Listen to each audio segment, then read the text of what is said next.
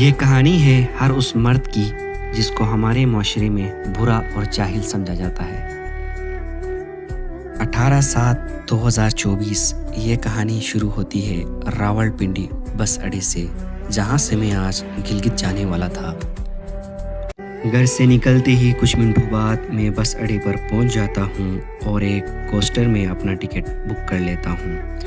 میرے ساتھ 3-4 فیملیز بھی ٹریول کر رہی تھی، جو کہ مجھے تیسرے نمبر کی سیٹ مل جاتی ہے اور میں اس میں بیٹھ جاتا ہوں۔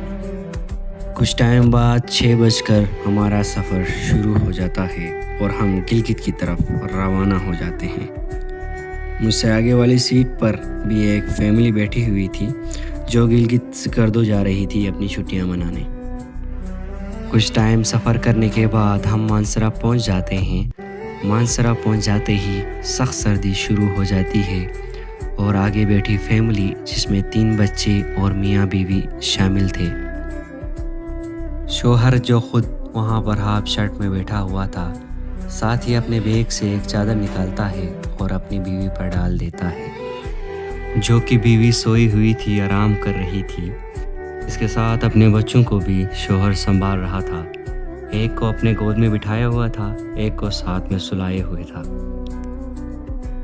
اسی طرح یہ سفر جاری رہتا ہے اور جب ایک بچہ روتا تھا تو اس کو گود میں اٹھا لیتا، جب دوسرا بچہ روتا اس کو چپ کرانے کے لیے گود میں اٹھا لیتا تھا۔ اسی طرح کچھ گھنٹوں بعد ہم بابوسر ٹاپ پر پہنچ جاتے ہیں اور وہاں پر بس رک جاتی ہے۔ بابوسر ٹاپ پہنچ جاتے ہی سب مسافر اتر جاتے ہیں اور کھانا کھانے چلے جاتے ہیں۔ اسی دوران شوہر اپنی بیوی کو جگاتا ہے جو کہ سوئی ہوئی تھی، اس سے بڑے پیار اور اخلاق کے ساتھ پوچھتا ہے کہ آپ نے کھانا کھانا ہے؟ تو بیوی بالکل منع کر دیتی ہے اور کہتی ہے کہ مجھے سونے دو۔ پھر شوہر اپنے تینوں بچوں کو ہوٹل کی طرف لے جاتا ہے اور انہیں کھانے پر لگا دیتا ہے، اور جب بچے کھانا کھا رہے ہوتے ہیں تو وہاں سے اٹھ کر ایک کپ میں چائے اور ساتھ کچھ کھانے کے لیے لے لیتا ہے اور اپنی بیوی کے پاس آتا ہے، اور آنے کے بعد اپنی بیوی سے بڑے پیار کے ساتھ پوچھتا ہے کہ یہ لو چائے پی لو۔